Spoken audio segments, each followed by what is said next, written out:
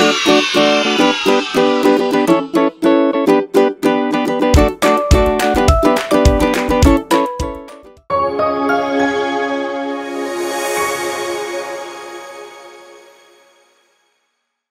పిల్లలు, బాగున్నారా? పిల్లలు, మరి మీ ముందుకు రెండో లెసన్తో మీ ముందుకు వచ్చాను పిల్లలు. పిల్లలు, మరి ఈ సంవత్సరం మన VBS థీమ్ ఏంటో తెలుసా? రైట్, వెరీ గుడ్ పిల్లలు. మరి నిన్న మీరు జాగ్రత్తగా విన్నారనుకుంటున్నాను. రైట్ పిల్లలు, మొదటి ప్రాధాన్యత. ఏంటి పిల్లలు? మొదటి ప్రాధాన్యత. మన మొదటి ప్రాధాన్యత ఎవరికి ఇవ్వాలి? మన ప్రభు అయిన యేసుక్రీస్తుకు ఇవ్వాలి కదా పిల్లలు. మరి నిన్నటి లెసన్లో మనము అనేకమైన విషయాలు తెలుసుకున్నాం కదా. మరి మీకు కొన్ని గుర్తు చేసి నేను మరి రెండవ లెసన్లోనికి వెళ్తాను, ఓకేనా? రైట్ పిల్లలు, మరి నిన్నటి లెసన్లో ఏం జరిగిందో నేను షార్ట్గా 2 లైన్స్ చెప్పేస్తాను. మరి దావీదు మహారాజు ముసలివాడైపోయాడు కదా. మరి దావీదు మహారాజు ముసలివాడైపోయినందుకు తన కుమారుడైనటువంటి సొలొమోనుని రాజుగా నియమించారు. తనకు పట్టాభిషేకం చేశారు, కిరీటం ధరింపజేశారు. తర్వాత ఒకానొక దినాన మరి సొలొమోను ఒక గిబియోన్లో పడుకున్నప్పుడు దేవుడు దర్శనంలో వచ్చి మరి సొలొమోనుకు చక్కని జ్ఞానము దయచేశాడు కదా పిల్లలు. మరి దానితో పాటు కొన్ని విషయాలు కూడా తనకు మరి సూచనగా చేశాడు. ఏంటిది ఆ విషయం అంటే, ఒకటేమో మరి ఎక్కువగా మరి గర్వపడకూడదు, ధనాన్ని దాచిపెట్టుకోకూడదు, ధర్మశాస్త్రాన్ని మరి పాటించాలి. మరి జ్ఞానులు ఇలా ఉంటారు, మరి అజ్ఞానులు ఇలా ఉంటారు అన్న విషయాలు నిన్నటి లెసన్లో మనం అందరం నేర్చుకున్నాం కదా. వావ్, కొంతమంది అయితే కొత్త పిల్లలు కనిపిస్తున్నారు ఇక్కడ. మరి నిన్న మిస్ అయినటువంటి లెసన్ని మీరు మీ స్నేహితులకు చెప్పారనుకుంటున్నాను పిల్లలు. మరి ఈరోజు మరి నేను చెప్పబోయే లెసను మరి జాగ్రత్తగా వినాలి, ఓకేనా? రైట్ పిల్లలు, మరి దేవుడు సొలొమోన్ మహారాజుకు చక్కని జ్ఞానం దయచేశాడు కాదు. మరి ఆ జ్ఞానంతోని మరి సొలొమోన్ రాజు ఏం చేశాడో తెలుసా? ఒక గొప్ప మందిరాన్ని కట్టాలనుకున్నాడు పిల్లలు.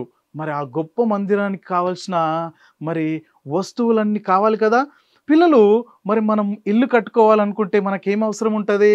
ఇసుక, నీరు, సిమెంటు, రకరకాల వస్తువులన్నీ అవసరం పడతాయి కదా. మరి అలాగే మరి సొలొమోన్ రాజు ఇక్కడ కనిపిస్తున్నటువంటి మందిరం కనిపిస్తుంది కదా, ఎంత బ్యూటిఫుల్గా ఉంది కదా. మరి ఈ మందిరాన్ని కట్టడానికి చుట్టుపక్కల ఉన్నటువంటి ప్రదేశాల నుంచి ఆయన మరి మంచి మంచి మ్రానులను, మంచి మంచి విలువైనటువంటి బండలను, మరి రాళ్లను, తర్వాత కావలసినంత బంగారాన్ని సమకూర్చి ఇదిగో ఇక్కడ కనిపిస్తున్న ఈ మందిరాన్ని నిర్మించాడు పిల్లలు. ఎందుకోసం అంటే మరి దేవుని ప్రజలైనటువంటి ఇజ్రాయెల్ జనాంగము ఆరాధించడానికి, దేవునిని గణపరచడానికి ఈ మందిరాన్ని నిర్మించారు పిల్లలు. అయితే మరి ఆ మందిరాన్ని కట్టిన తర్వాత ఎంతోమంది అక్కడ ఉన్నటువంటి ప్రజలందరూ ఏం చేశారంటే, సొలొమోన్ పరిపాలిస్తున్న ప్రజలందరూ ఏం చేశారో తెలుసా? ఆ యొక్క మందిరానికి వెళ్ళి దేవుణ్ణి ఆరాధించారు పిల్లలు. అప్పుడు దేవుడు చాలా సంతోషించాడు కదా. మనం ప్రార్థించినప్పుడు, దేవుని స్తుతించినప్పుడు దేవుడు మన పట్ల ఎంత సంతోషిస్తాడో అక్కడ ఆ ప్రజలు కూడా మరి ప్రార్థించి దేవుని ఆరాధించినప్పుడు చాలా సంతోషించారు పిల్లలు. దేవుడు సొలొమోనుకు ఏమిచ్చాడు?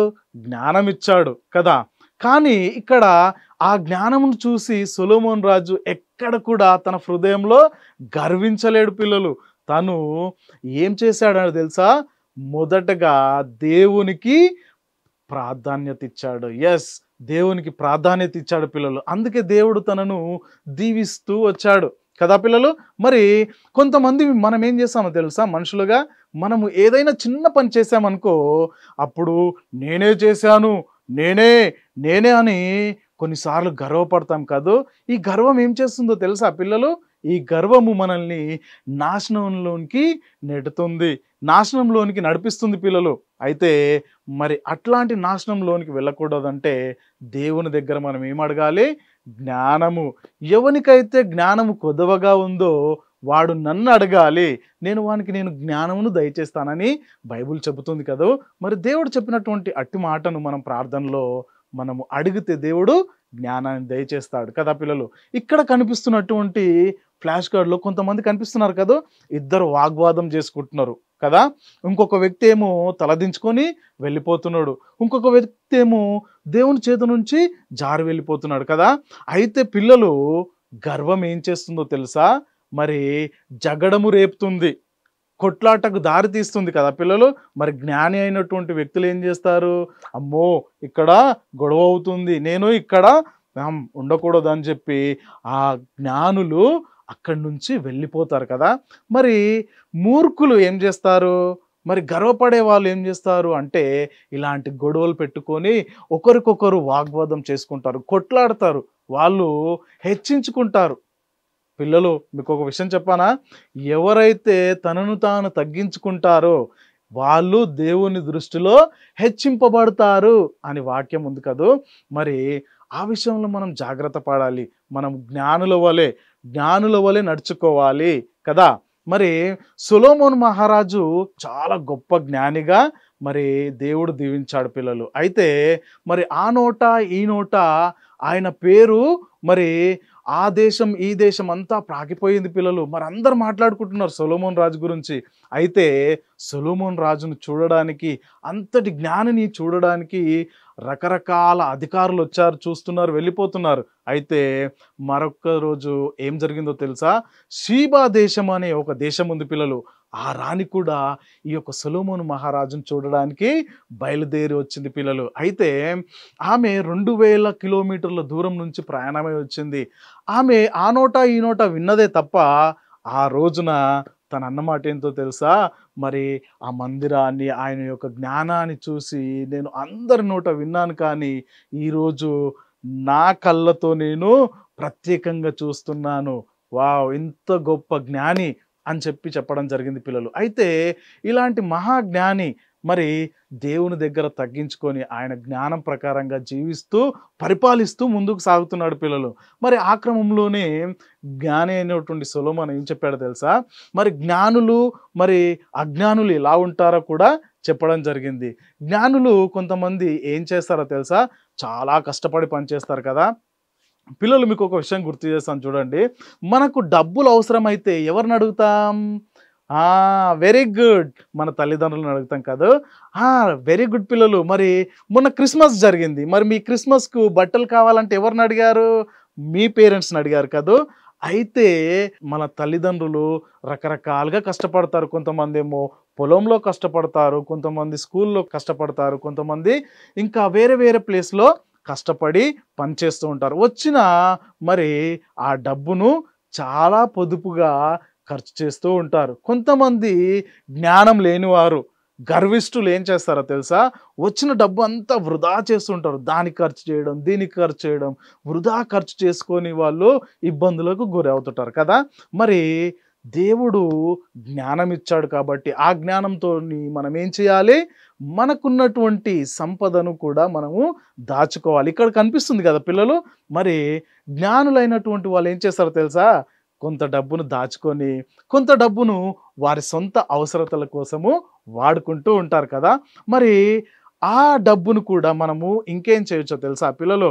మరి మన కళ్ళ ముందు చాలా మంది కనిపిస్తూ ఉంటారు. ఎవరు? పేదవారు, ఆహారం లేనివారు, బట్టలు లేనివారు, గూడు లేనివారు చాలా మంది కనిపిస్తుంటారు కదా. వాళ్ళకు మనం సహాయం చేయొచ్చు. మంచి మనసుతో మనము సహాయం చేయొచ్చు పిల్లలు. అయితే మరి ఈ డబ్బును మనము ఇంకా దేవుని యొక్క పాదాల దగ్గర తీసుకురావాలి, మందిరానికి తీసుకురావాలి. ఎప్పుడైతే తీసుకొస్తావో దాని ద్వారా మనకు సువార్త కూడా అందించడానికి, మరి మిషనరీస్ కూడా ఈ రకంగానే మరి అనేకులకు సువార్తను ప్రకటించడానికి ఈ డబ్బు ఉపయోగపడుతుంది కదా. మరి జ్ఞాని అయినటువంటి సొలొమోను చక్కగా వివరించి చెప్పాడు కదా పిల్లలు. మరి దేవుని యొద్దనే ఈ జ్ఞానం దొరుకుతుంది. యెహోవా యందు భయమును భక్తిని కలిగి ఉంటే జ్ఞానములకు మూలం కదా పిల్లలు. మరి దేవుడు మరి ఆయన యొద్ద మనం ఏం కోరుకోవాలి? జ్ఞానాన్ని కోరుకోవాలి.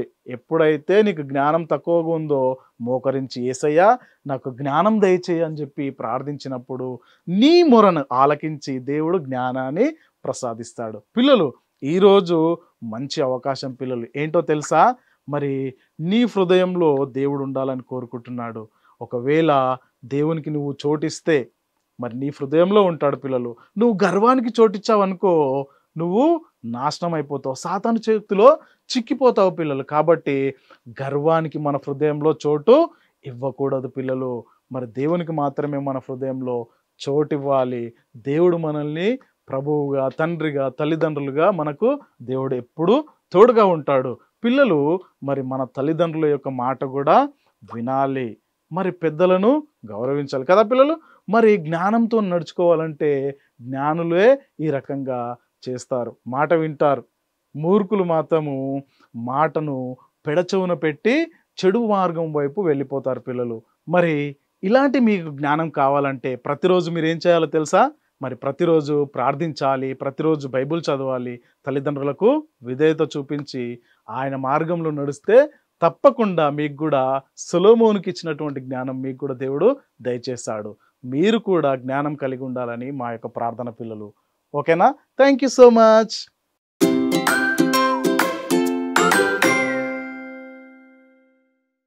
ఓకే పిల్లలు, మరి ఈ సమయంలో కంఠత వాక్యం నేర్చుకుందామా? లెట్స్ గో పిల్లలు. పరిశుద్ధ గ్రంథంలో నుంచి సామెతల గ్రంథము 2వ అధ్యాయము 6వ వచనంలో ఏముందో తెలుసా? ఒకసారి ఈ కంఠత వాక్యాన్ని మనము చక్కగా నేర్చుకుందాం. యెహోవాయే జ్ఞానమిచ్చువాడు, తెలివియు వివేచనయు ఆయన నోట నుండి వచ్చును. సామెతల గ్రంథము 2వ అధ్యాయము 6వ వచనం పిల్లలు. ఓకేనా? ఈ కంఠత వాక్యాన్ని మీరు చక్కగా నేర్చుకొని మీ యొక్క సండే స్కూల్ టీచర్స్కి, వాలంటీర్స్కి మరి చక్కగా అప్పచెప్పండి పిల్లలు. Thank you so much.